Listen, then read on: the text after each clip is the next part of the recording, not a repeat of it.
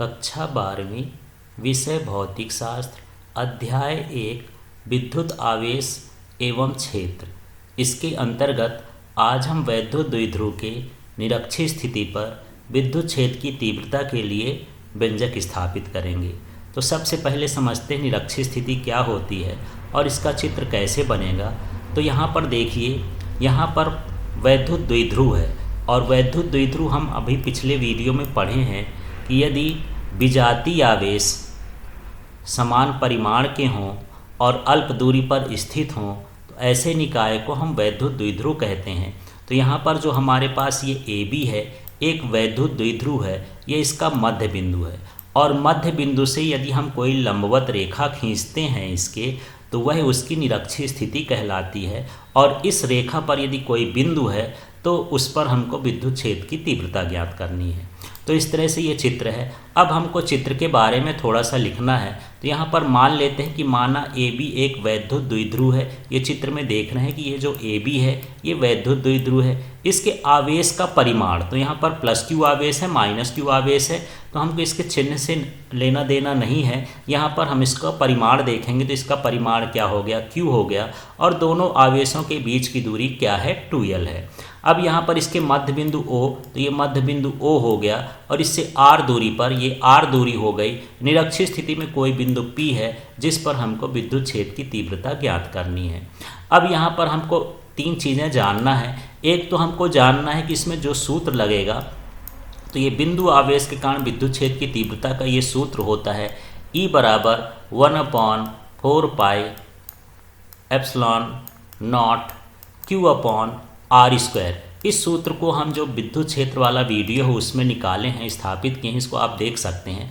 और दूसरा हमको ये समझना है कि एक बार हमको +Q आवेश के कारण P बिंदु पर विद्युत क्षेत्र की तीव्रता निकालनी है, एक बार -Q आवेश के कारण निकालनी है और एक बार परिणामी निकालनी है। तो कैसे कैसे निकालते हैं देखते हैं। ये सरल सा है, केवल आपको ये बन जाएगा, इसी सूत्र को बार बार लगाना है। यहाँ पर समझना है R का मतलब है कि आवेश से बिंदु तक की दूरी। तो चलिए यहाँ पर जो पहला बिंदु है उसको देखते हैं। तो यह है +Q आवेश के कारण विद्युत क्षेत्र की तीव्रता। तो अभी हम सूत्र लिखे थे, उसी सूत्र को यहाँ पर हमको लगाना है। तो ये E1 हो गया, ये +Q आवेश के कारण विद्युत क्षेत्र की तीव्रता का हो गई।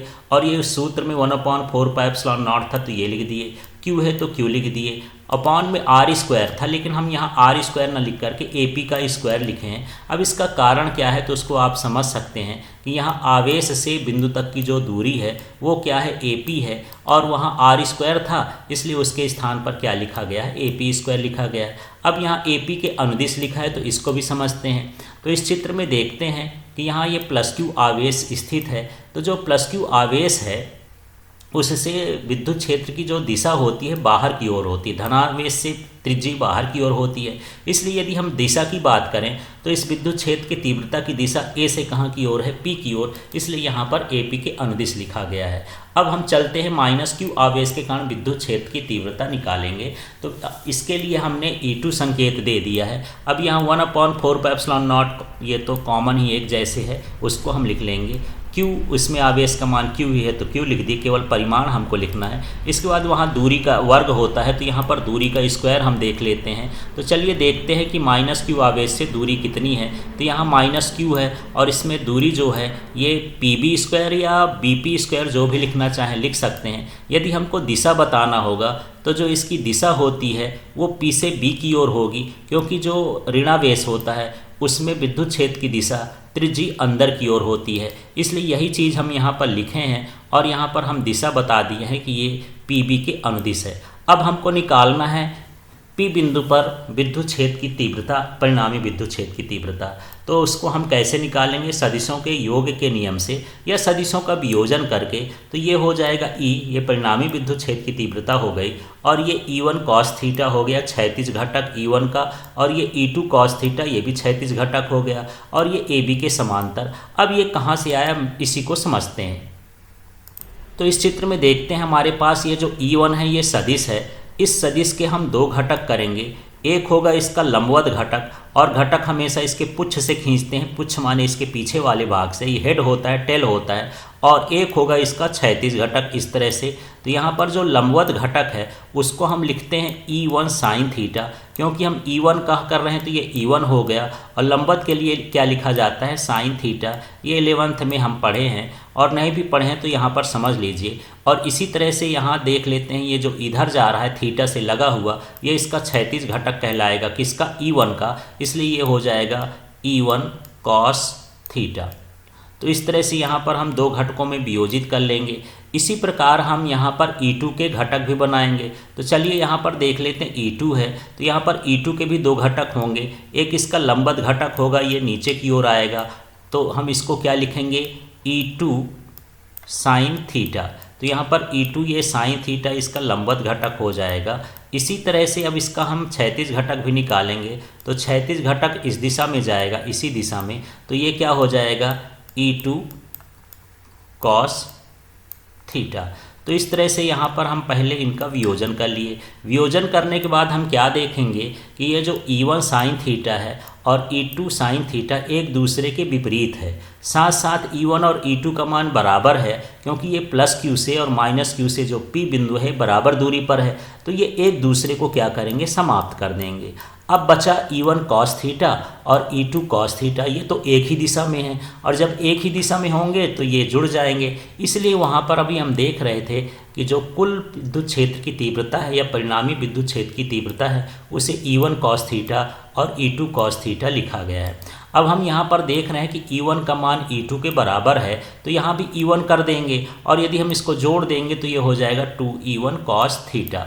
तो यहाँ पर क्यों ऐसा लिख दिए, क्योंकि E1 का मान E2 के बराबर है, इसलिए दोनों जुड़ जाएंगे। अब यहाँ पर हम मान लिखते हैं, तो देखिए यहाँ पर 2 लिखा है, इसके बाद यहाँ पर E1 लिखा है, तो E1 को हम देख लेते हैं। यहाँ पर देखिए ये जो E1 का मान है ये है E1 का मान, ये पूरा का पूरा मान हम यहाँ पर E1 का मान भी उतार दिए हैं। ये देख लीजिए, ये E1 का मान हो गया, ये 2 की जगह 2 लिखें E1 का। अब हमारे पास बचा कॉस थीटा। तो कॉस थीटा जो होता है वो होता है आधार बटे कर्ण। तो अब हम चित्र में जाते हैं, चित्र में देखते हैं कि आधार क्या है, कर्ण क्या है, जहाँ कोण थीटा बन रहा है। तो यहाँ पर कोण थीटा बन रहा है, या तो इधर का त्रिभुज ले सकते हैं या इधर का त्रिभुज ले सकते हैं। तो यहाँ पर इसका आधार क्या है, L, और इसका कर्ण क्या हो गया, AP। तो इस तरह से ये हो जाएगा L बटे AP। तो कॉस थीटा के स्थान पर हम यहाँ L बटे AP लिख देंगे। तो यहाँ पर L बटे AP लिख दिए। अब इसको हल करते हैं, तो देखिए 1/4πε0 Q, ये पूरा हमारा ये पूरा आ गया। अब यहाँ पर Q है तो Q लिख दिए, ये जो 2 है ये L के साथ मिला दिए, तो ये हो गया Q इंटू 2L। इसी तरह ये AP स्क्वायर है और ये AP है, तो ये हो जाएगा AP क्यूब। अब आगे हम देखते हैं क्या कर रहे हैं, ये जो हमारे पास Q इंटू 2L होता है, अभी हम इसके पहले वीडियो में विद्युत द्विध्रुव आघूर्ण पढ़े थे। तो विद्युत द्विध्रुव आघूर्ण जो होता है उसे हम P से दर्शाते हैं, और ये Q इंटू 2L है। तो इसको हटा करके इसके स्थान पर हम क्या लिख दिए, P लिख दिए। अब हम ये समझते हैं कि ये कैसे आ गया। तो जो AP है वो कर्ण था।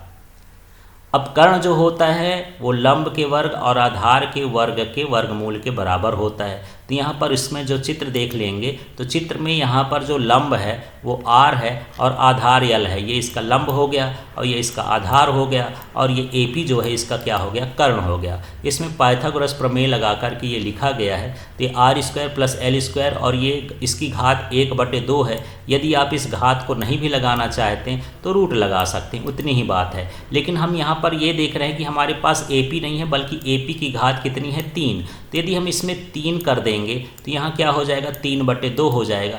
इसलिए देखिए यहाँ पर R² प्लस L², और इसकी घात कितनी हो गई, 3/2। अब मान लीजिए कि हम ऐसा कोई डाइपोल ले लेते हैं, वैद्युत द्विध्रुव ले लेते हैं, जिसकी लंबाई इसके बिंदु की तुलना में बहुत बहुत कम है, माने L का मान बहुत कम है। तो इस सूत्र से L का मान छोड़ देंगे, तब हमारे पास क्या बचता है, R² और इसकी घात क्या बचती है, 3/2। तो यहाँ से 2 और 2 कैंसिल हो जाएगा, तो R की घात कितनी हो जाएगी, 3 हो जाएगी।